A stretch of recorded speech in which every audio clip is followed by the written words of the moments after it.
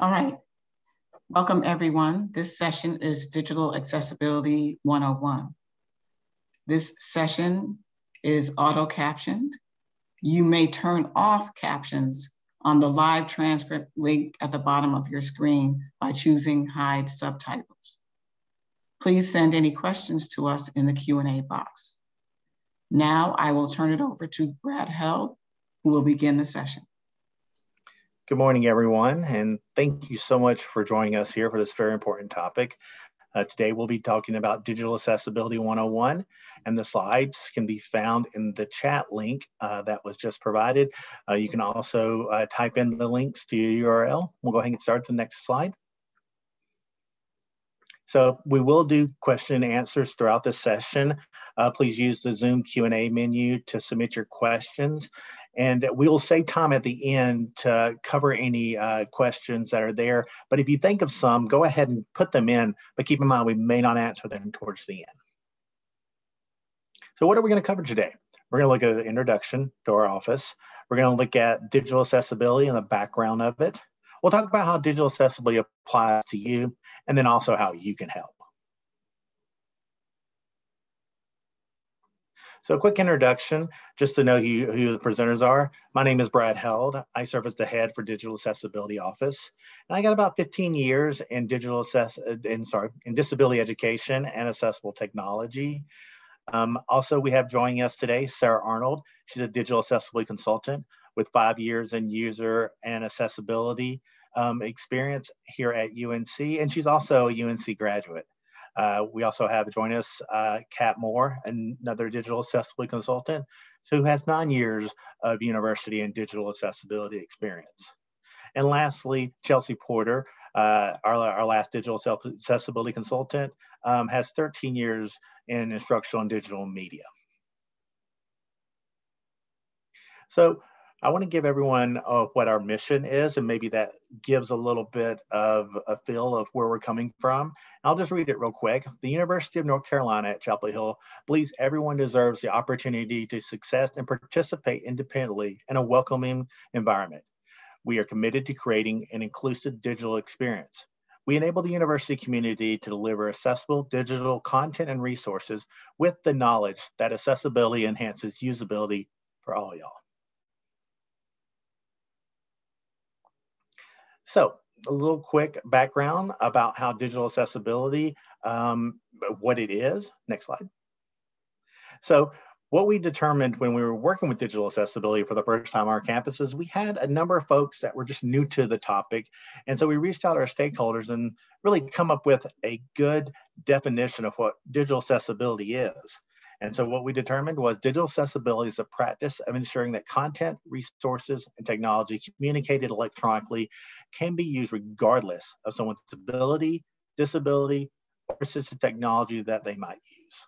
And so some examples of digital accessibility includes websites, videos, and audio content, this Zoom meeting, that webinar that we're in right here, electronic documents, emails, textbooks. The list is quite long, but those are just some of the examples. The other thing to keep in mind is that digital accessibility impacts more than just people with disabilities. It actually can impact everyone. So the example we like to use is a curb cut.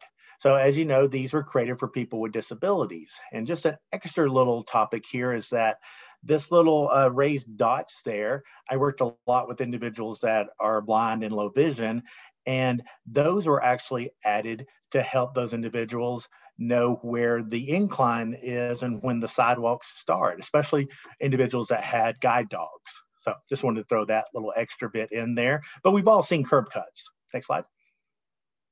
What we determined is not just for individuals that were blind, low vision, guide dogs, or individuals in wheelchairs. We found out that curb cuts were useful for everyone coming off of the sidewalk and onto the road. And those would help individuals that were, for example, with low mobility in crutches, delivery drivers that were using hand dollies to go up and down the street, individuals that were taking their kids in strollers, as well as bicycles and skateboards. We just found out this curb cut was actually not useful. It was useful for everyone, not just individuals with disabilities. So next up, we are going to talk about some specific types of disabilities. So these are obviously not all of them, and each one of these topics is really broad and really varied. But the reason we're sort of focusing in on these four is that these are the types of disabilities that may encounter more barriers in the digital world. So we're going to talk about what these are and what to consider for each one of these in your projects. You already know that people use multiple devices, whether it's cell phones, tablets, desktop computers, to access your content, but they also use multiple modes of input, like voice commands. Maybe they're just using a keyboard to navigate. So with that in mind, let's talk about different ways people access and consume your information. So vision. Several different types of vision disabilities or differences that we can think of. Color blindness, where the most common is red-green contrast, where they may not see red and green. Like say if you have a pie chart or something, it's harder for them to differentiate between those red and green colors. Low vision, where they may use some sort of screen magnification. There's different applications that do that, or they may just zoom in on the browser perhaps.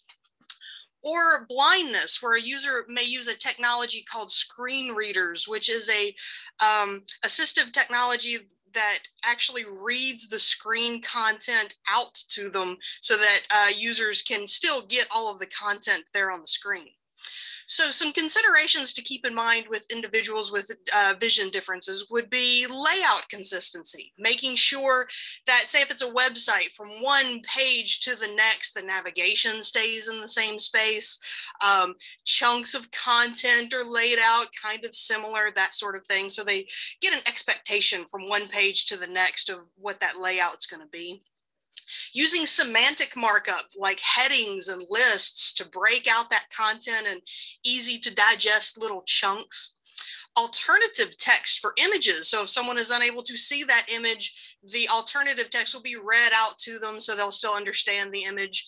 And also, of course, color contrast. And keep in mind, we're going to talk more in depth about each one of these a little bit later on in the training and sort of how to apply them. But just some considerations to keep in mind for now. So we have a few videos we're going to play, so make sure your sound is up so you can hear. Web accessibility perspectives. Text to speech. Some people can see the text on the screen. Fortunately, computers can convert text to speech. It's technology that many people who are blind have been relying on for years. But it's also important for many people with dyslexia, and very useful for people with difficulty reading text, as well as some people who just like to multitask. But for this to work, websites and apps have to be properly coded, which has the added benefit of helping search engines index websites' contents better. Web accessibility, essential for some, useful for all. So I hope that video is helping to drive home the concept that it's really going to be a theme going throughout everything today, as Brad sort of mentioned as well, that, you know, just making your content more accessible for those with disabilities is going to make it easier to use for everyone. Like, I think this is a great example. The lady she wants to keep her hands free while she's working on dishes, that kind of thing. So she can just turn on the speech or the text to speech and listen to, maybe it's an audiobook or something like that. So again, that accessible technology makes everything more usable and easy to access for everyone. So that was things to think about for vision. Let's change gears and talk about deafness or hard of hearing. So some types that you may run into would be low to no hearing. They may have difficulties differentiating speech from background noise. So you want to make sure, say if you're doing a presentation like this, that there's not a lot of things going on in the background. Or sign language may even be their first language. So the top two considerations to keep in mind would be captions for your video content and transcripts for audio content. So as we saw, as we're going to see in the video, captions are going to help users know what's said on the screen if they can't hear it. But there's also some other use cases that, you know, driving home that idea that accessibility helps everyone. So let's watch this. Web accessibility perspectives. Video captions. Video isn't just about pictures, it's also about sound. Without the audio, you'd have to guess what this film is about. Frustrating, isn't it? Not knowing what's going on. That's the situation for everyone who can't hear. Captions make videos accessible, which is also handy for people who want to watch video in loud environments, or where you need to be very, very quiet. Web accessibility, essential for some, useful. So again, captions necessary for those who can't hear the content so they can still get all of that information that they need. But I love using captions. It helps me understand what's going on. It helps me, if it's someone has a very strong accent, it helps me understand that as well. I love using captions on everything. So captions, great example of assistive technology useful for everyone. For all. Next subject, or the next sort of bucket of disabilities to talk about would be mobility and motor. And these are some that not everybody thinks about when it comes to digital content. But you have to think that these may impact the way users, or the ability of users to use a mouse to navigate around their content, or even keyboard. So some different types of mobility differences could be hand tremors, where perhaps they don't have the dexterity in their hands to use a mouse to its full potential. Or they may interact with your content in completely different ways.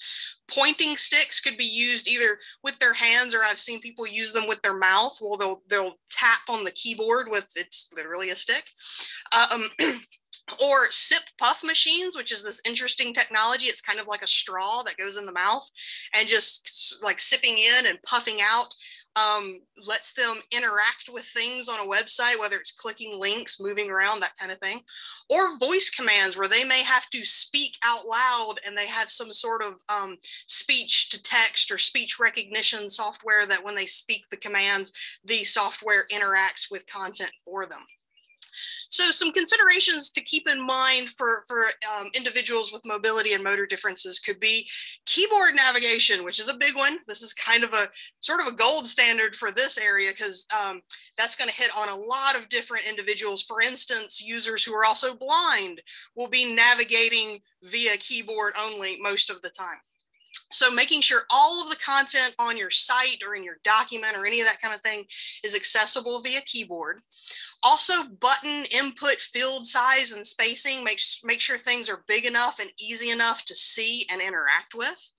And removing time limits where possible. So this comes up a lot. We talk about maybe their image carousels or something that constantly is rotating and changing information.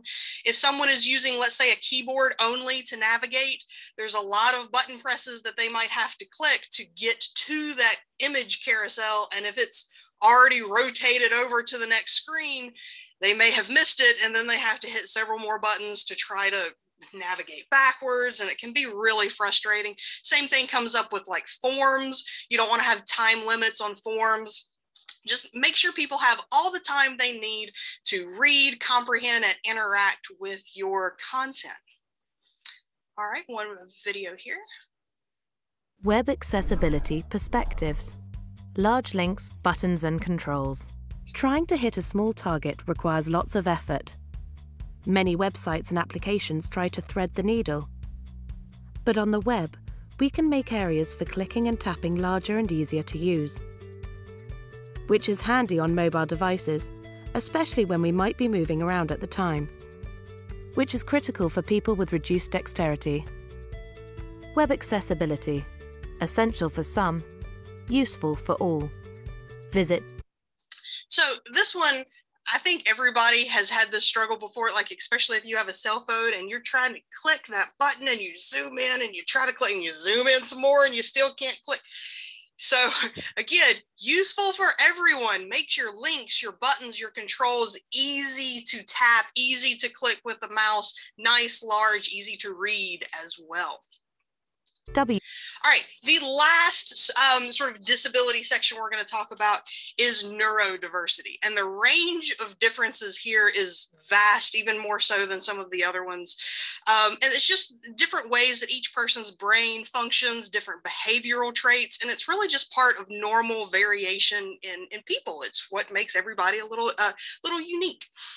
So most of these are going to be largely invisible. And of course, like I said, wide ranging. Each one of these are going to be on its own spectrum.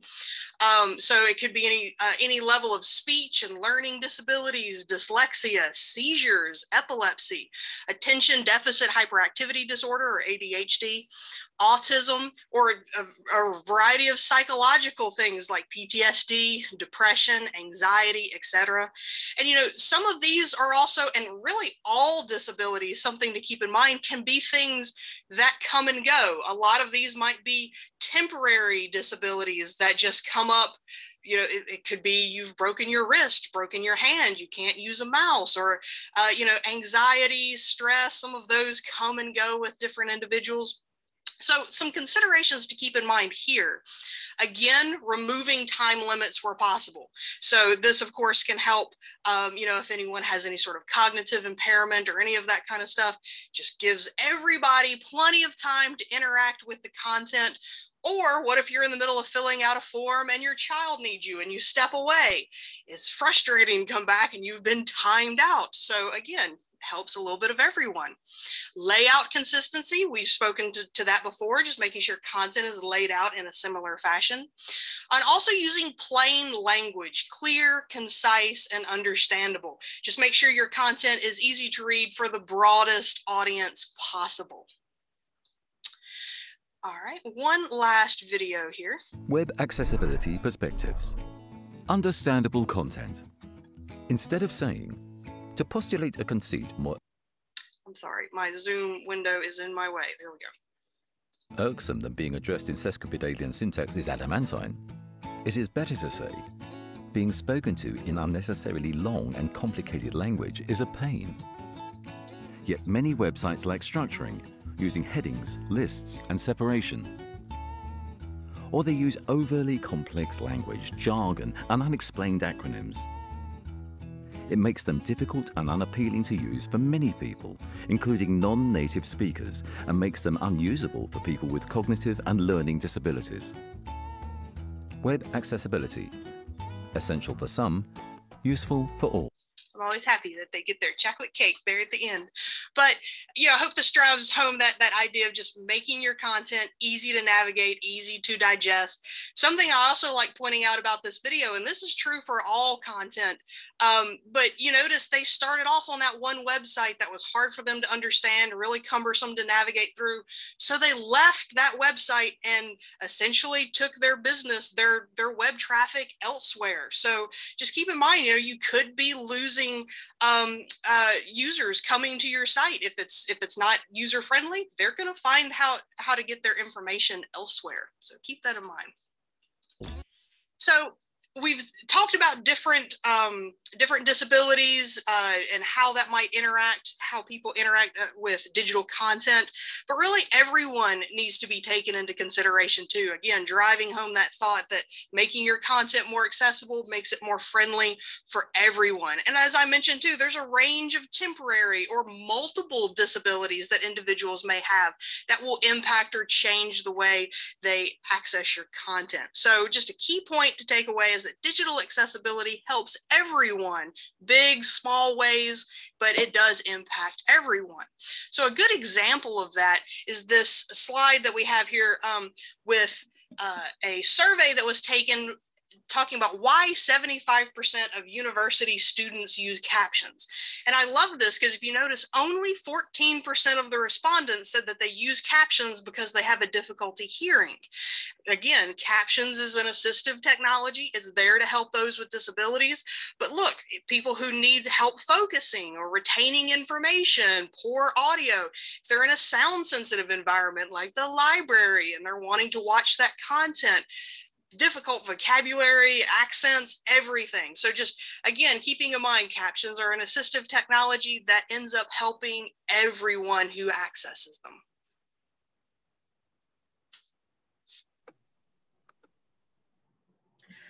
So now we're going to move into how digital accessibility applies to you. And there's a lot of laws and policies that get made around digital accessibility, but the nice thing is that most of them all reference the Web Content Accessibility Guidelines, which is pronounced WCAG. Now, these are recommendations to make web content more accessible, and they're actually referenced in the UNC's digital accessibility policy as well. Now, I know it says web content, but the Web Content Accessibility Guidelines are technology agnostic. So you can use them for anything from your website to your Word document, things like that. And this is broken up into 3 levels of success criteria: A, AA, and AAA.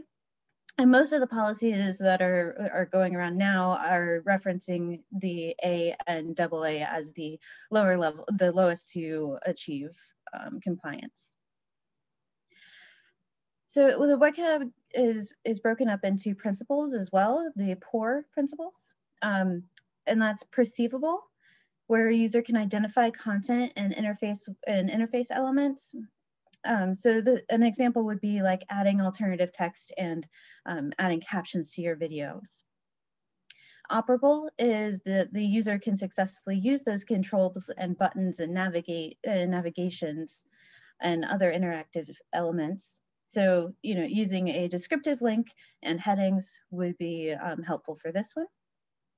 And then understandable is that consistent and predictable design and using different patterns and concise and appropriate audience language.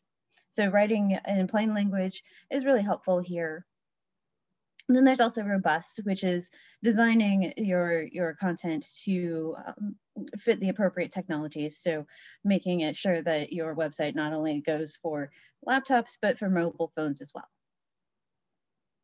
So here we have an example of what a WCAG guideline looks like. This is pulled from the WCAG quick reference guidelines, which should be linked at the end of the slides. So it tells you which principle it is, what guideline it is, and then it also gives you some success criteria, like how to achieve the guideline. So how you can help. One of the things we like to make sure everybody gets from our presentations is that accessibility is a process. It's not a project. So it's really a way of thinking, and it's an ongoing commitment. So we recommend setting goals and deadlines and really breaking your accessibility into different chunks. And then taking all these concepts and starting new projects with accessibility in mind.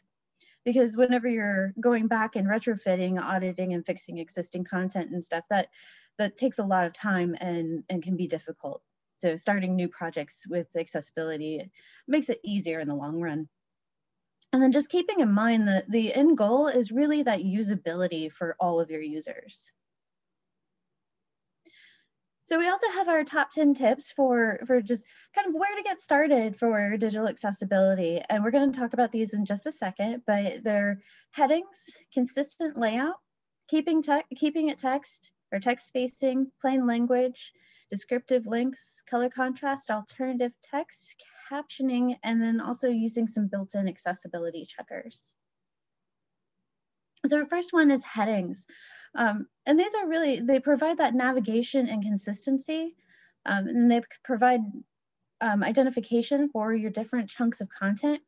And then our recommendation is really using only one heading for your title and your page content. And then the nice thing about headings is that whenever you do use them, it's really quick and easy to make a table of contents for your documents. And we have an example of how these headings are used. So we've got the heading 1 being the paint the old well. It's the large, big text up there. And it's also broken down into different chunks for heading 2s and heading 3s. And now you can, yeah. And then consistent layout. So this is it orients the user, and it really sets that expectation for where stuff is on your page. And using headings, it also helps to maintain this consistent layout.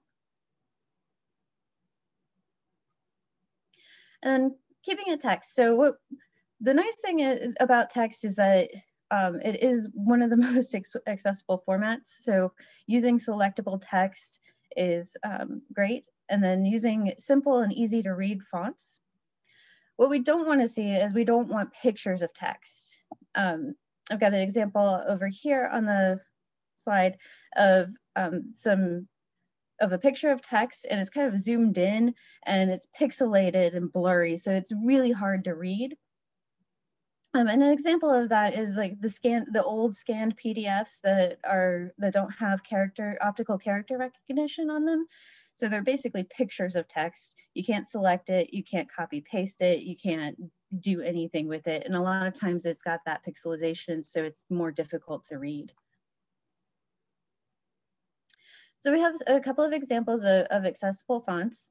So things that are good for paragraphs are the sans serif fonts, or the ones without the little tabs on them. So like Arial, Calibre, UNC has the Open Sans as their branding. And then using for the limited and larger text, that's where you want to use your Times New Roman, any cursive or script styles, and then Liber Baskerville is the UNC branding. And we've got a link to the UNC typography website on this slide as well. So in addition to keep it text, you'll also want to consider text spacing. And this just means the space between lines of text or between paragraphs. And so as you can see on this slide, small squished text is going to stay small and squished, even if you zoom in. And it makes it difficult to read, but especially for users who are low vision or have reading disabilities. So it's good to stick with the default, so default sized font or larger, and then like a 1 to 1.5 paragraph spacing, as you can see on this slide. Plain language is something you'll want to consider when writing your content. And it just means that you're using language your audience can understand the first time they read it or hear it if they're using assistive technologies. Knowing who your audience is and what they may or may not already know is important to consider. So if you're writing for the general public, your audience is going to have a wide age range and reading levels. But if you're talking to your graduate students or colleagues, they're already going to have some expertise and some knowledge of jargon and terminology. So you can kind of think about who it's written for and write to that audience. And just in general, writing in a conversational tone comes across a lot friendlier, especially in an online environment and for a broader audience. And then using active voice just makes your writing more direct and clearer. And these are just a couple examples of plain language. A lot of times passive versus active voice comes up with plain language. And so that's what both of these are showing. On the left, the first one, passive voice, is many trainings are offered throughout the year, register now. It's fine, but the active voice is just a little more direct when you say register for our trainings today. There's just a little more conversation going, a little more directness. And then the second example, copies of the student's tax returns must be provided. It's not really clear who is providing said tax returns, whereas when you say you must provide copies of your tax returns within the larger context of a web page about students' responsibilities, that would make a lot more sense and just kind of speak to the person reading that text.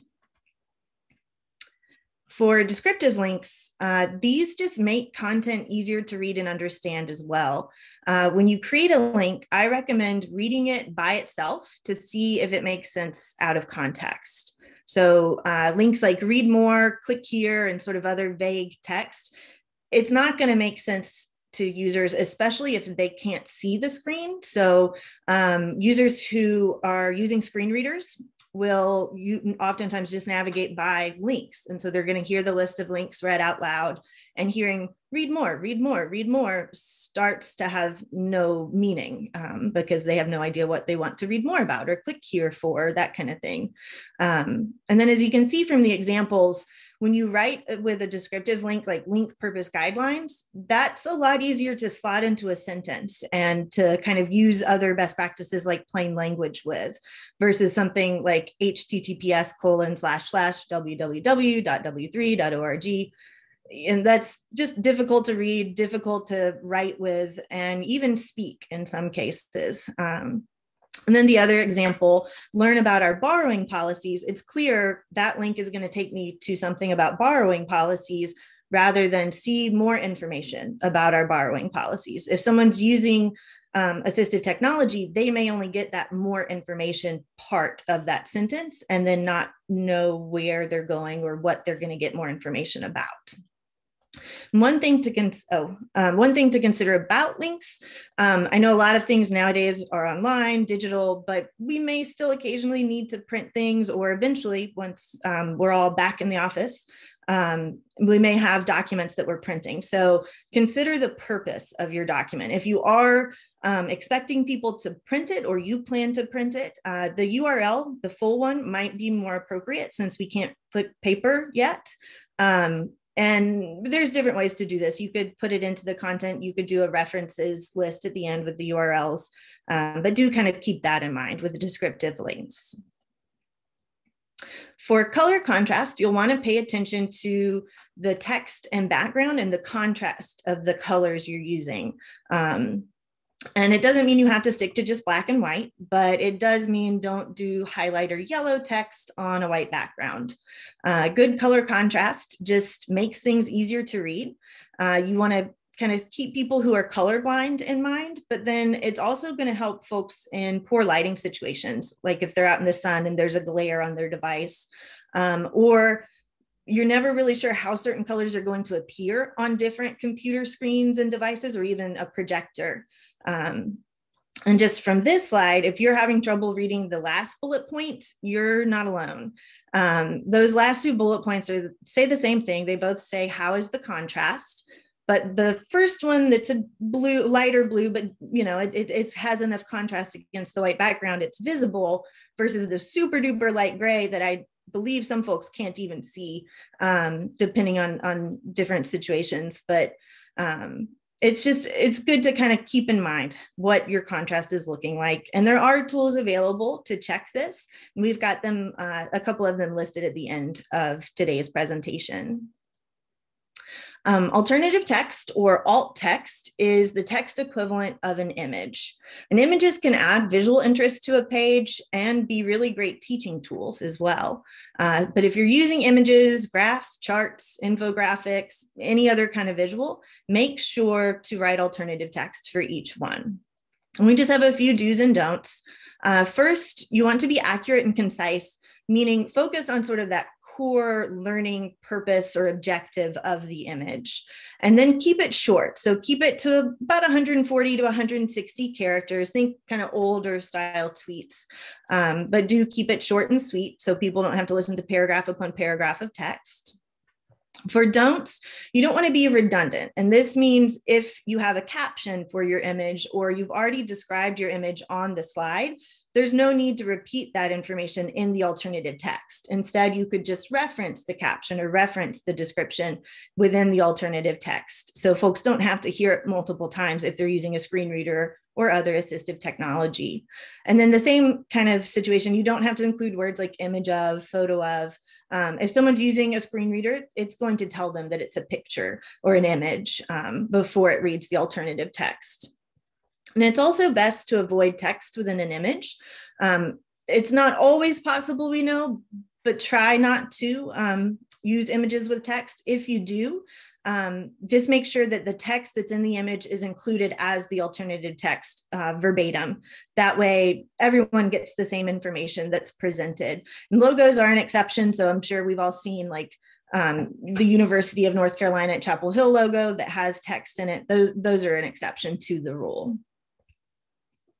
And similar to alternative text, captions provide a text version of the audio information in a video, and they're synchronized with the actions happening on screen. And if you use video, you must add captions to it. There are many tools and techniques to add captions to a video. You can use automatic captions as a starting point, but keep in mind they are never 100% accurate and they won't meet the requirements for accessibility. Some of the issues with accuracy include words are going to be incorrect, or if someone's pronunciation or has a heavy accent, those words are not going to come through right with automatic captions. There's also going to be missing punctuation, and the speaker and other sort of important sounds like applause or laughter won't be included. And accuracy is really the key word here, because inaccurate captions can change the meaning of the information you want to get across in a video. And as you heard earlier, students use captions, and I would say many other people do too, myself included, to help them focus, retain information, learn new vocabulary, and they're using them at a higher rate than people who need to have them because of a hearing impairment. So it's important to kind of keep that in mind when using videos. Microsoft Office and PDFs. So whenever you're using documents on the web, my sort of first question to you, or the question I want you to ask yourself first, is, does this information need to be in a document? Instead, could you put it as text on a web page or in a research guide instead? And text, specifically HTML text on a web page, will be more accessible to everyone, but especially to folks using assistive technology like screen readers and screen magnifiers. And if you do decide that yes, a document is right or required, using something like Microsoft Office products like Word or PowerPoint to create a document, it's good to use their built-in accessibility checker. And there's instructions on the slide showing how to access it. And the same for PDFs. Adobe Acrobat has a built-in accessibility checker that you can use, and instructions for finding it are on the slide. It's also important to keep in mind when working with PDFs, your source document can make a big difference. So if you're able to get back to that original Word document or whatever it happens to be, and correct any accessibility issues there, then bring it into PDF and do some accessibility remediation, you'll end up in a much better place with that document. Another thing, if you do use older or scanned PDFs, as Kat kind of touched on before with selectable text, you'll want to, at the very, very least, make sure to run optical character recognition. So at least the text is searchable. One more thing about these sort of checkers to keep in mind is they only find a small portion of accessibility issues in documents, which is why we encourage rethinking the use of them, or at least making sure you've run these checkers to at least get off to a good start. And before we open up for questions, here are some tools and resources for you that you can kind of use or take or reference when trying to apply these top 10 tips. First is the Web Content Accessibility Guides quick reference. Kat mentioned that and talked to y'all about what those are. We also have on our Digital Accessibility Office's website our top 10 tips. So this is just some web pages that go into a little more detail and have some other resources related to the things we've covered today.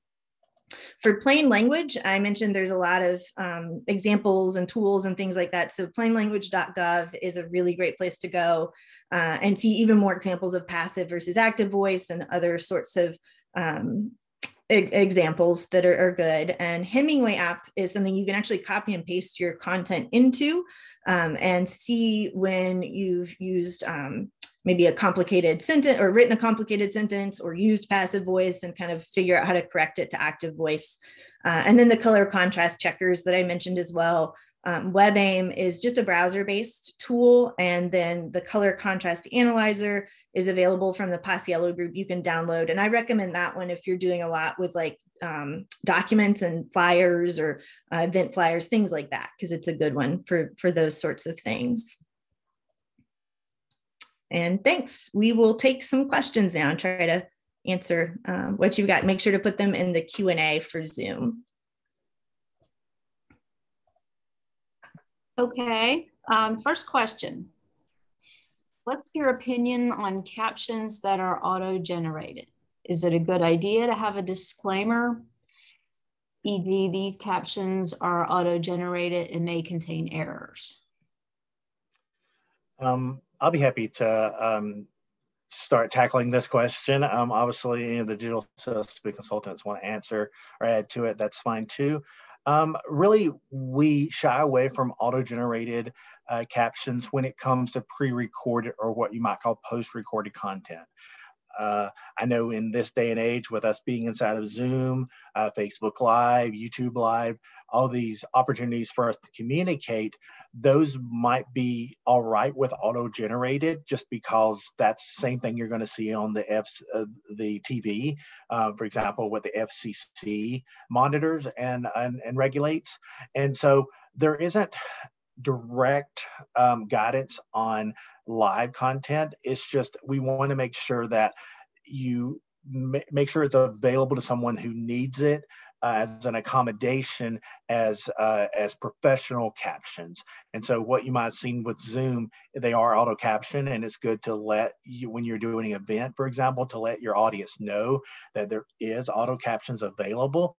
But also make an accessibility statement inside your event invite to let them know if they need specific accommodations, such as a live human captioner, that those can be made available as well. And that way, if they need those and rely on those captions, they will be more quality when it comes to your event. Again, going back to post-recorded content, the effective communication that's defined by the FCC does say that the accuracy needs to be higher than what you'll see with auto-generated captions. And so our policy at the University of North Carolina says that content needs to be captioned, not using auto-generated content, but might need to go in and clean up, for example, names. I think Sarah went over a lot of the things that it misses, with such as punctuation that could change the meaning. So we definitely only suggest auto-generated content in the live settings, and again, with the exception that you make accommodations available to someone who might need them. Thanks, Brad. Next question. Should all the considerations mentioned in your presentation for our users also be considered or used for internal web pages used by staff to communicate policies, etc.?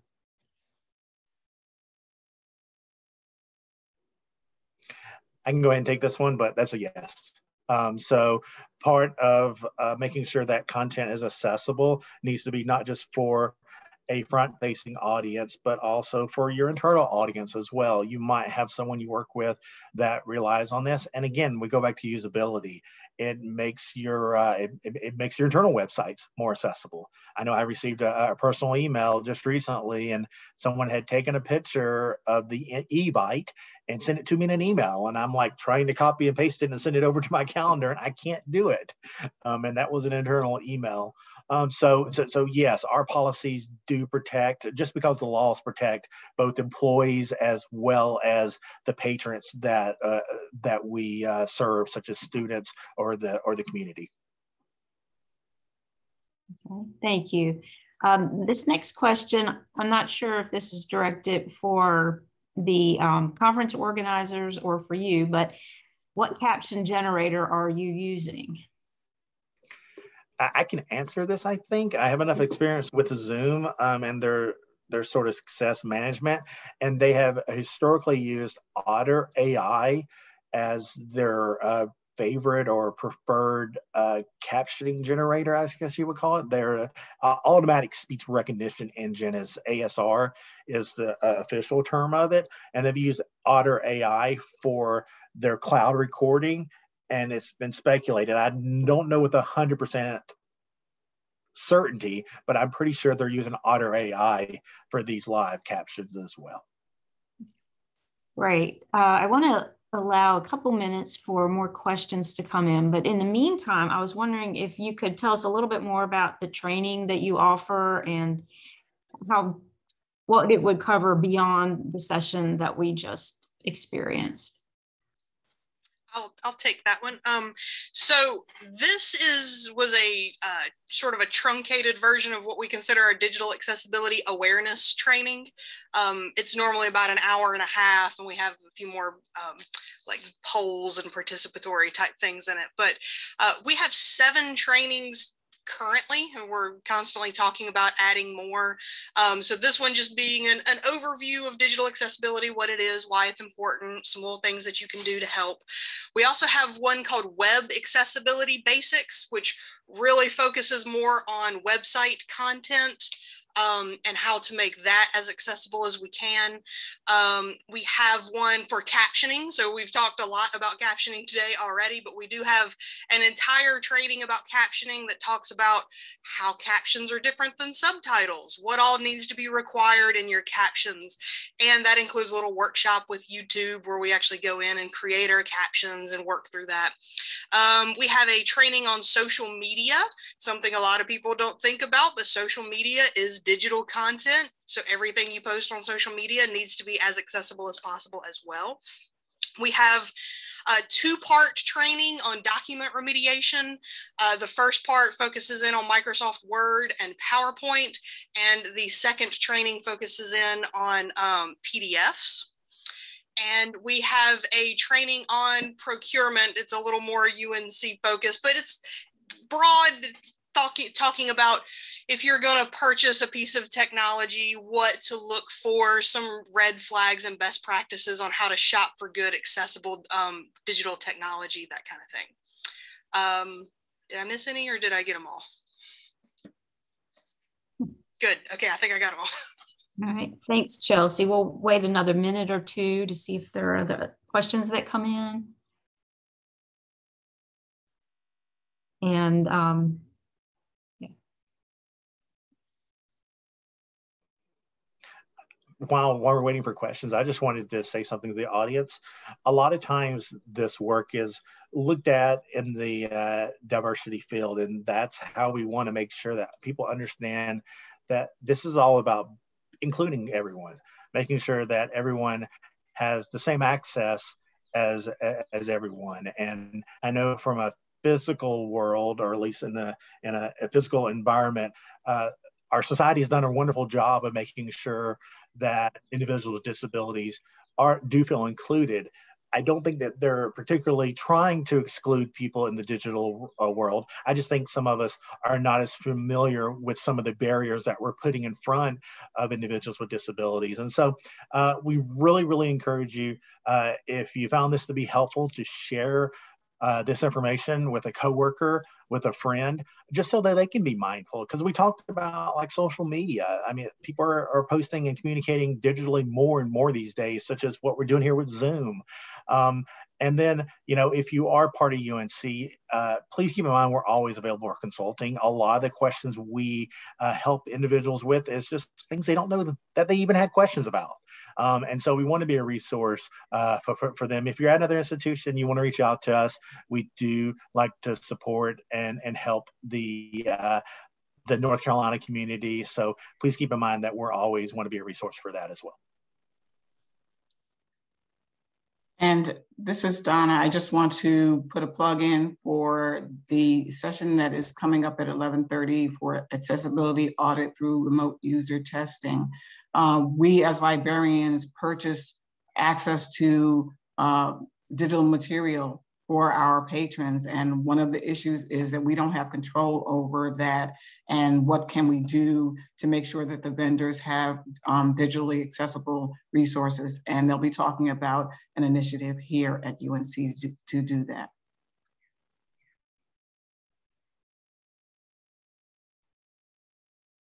Okay, well, I don't see any more questions. So I think we'll wrap it up. I wanted to thank you, Chelsea, Sarah, Brad, and Kat for this very informative presentation. And thanks to all our attendees for joining us. We're going to have a break and our concurrent sessions will begin at 11:30. So we'll see you there. Thank you.